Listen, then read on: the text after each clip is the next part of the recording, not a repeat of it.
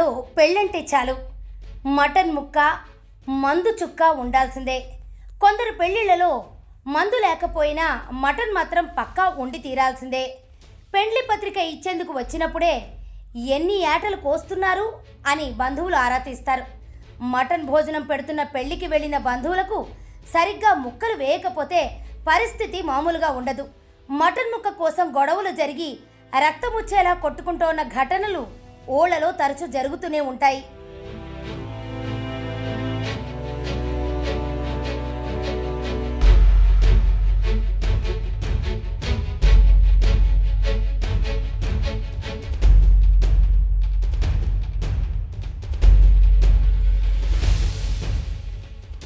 తాజాగా అలాంటి ఘటనే నిజామాబాద్ జిల్లా నవీపేటలో జరిగింది. నవీపేటకు చెందిన యువతితో నందిపేట మండలానికి చెందిన ఓ యువకుడికి ఓ ఫంక్షన్ హాల్లో వివాహం జరిగింది. అయితే పెండ్లి భోజనాల్లో మటన్ పెట్టారు. అయితే వరుడి తరపున వచ్చిన కొందరు యువకులకు మటన్ ముక్కలు అడిగినన్ని వేయలేదని వడ్డించే వ్యక్తి మీదకి గొడవకు దిగారు. వధువు తరపు బంధువులు వారిని సముదాయించే ప్రయత్నం చేయగా వారు వినిపించుకోలేదు. ఇరు వర్గాలు రెచ్చిపోవడంతో చివరికి ఘర్షణకు దారితీసింది.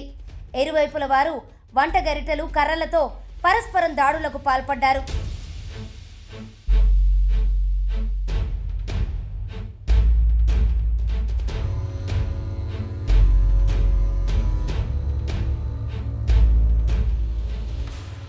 ఈ ఘటనతో ఆ ప్రాంతమంతా రణరంగంగా మారింది. పలువురి తలలకు గాయాలై రక్తస్రావం కూడా జరిగింది. విషయం తెలుసుకున్న పోలీసులు వెంటనే సంఘటనా స్థలానికి చేరుకుని ఇరు వర్గాలను సముదాయించారు. ఒక వర్గానికి చెందిన ఈర్నాల సత్యనారాయణతో పాటు మరో 11 మంది, మరో వర్గానికి చెందిన పత్రి సాయిబాబాతో పాటు మరో 6గురిపై పోలీసులు కేసు నమోదు చేశారు. గాయపడిన వారిని నిజామాబాద్ ప్రభుత్వాసుపత్రికి తరలించారు. ఈ వీడియోలు సోషల్ మీడియాలో వైరల్గా మారడంతో మటన్ ముక్క కోసం ఇంత విధ్వంసమా అంటూ నెటిజన్లు సెటైర్లు వేస్తున్నారు.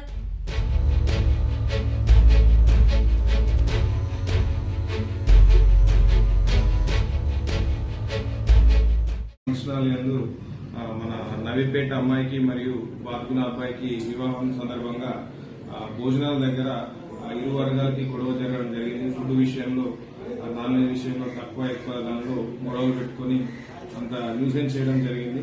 ఆ ఇరు వర్గాలపై కూడా మేము అక్కడికి వెళ్ళి ఎంత సంధానించినా కూడా వాళ్ళు వినలేదు. కొంచెం తాయిన మత్తులో ఉండే వాళ్ళ దానిలో మన నవీపేటకు చెందిన ఒక 12 మందిపై మరియు బాత్కున నవీపేట మండలానికి చెందిన వారిపై ఒక 7గురిపై మొత్తం 19 మందిపై కేసు నమోదు చేయడం జరిగింది.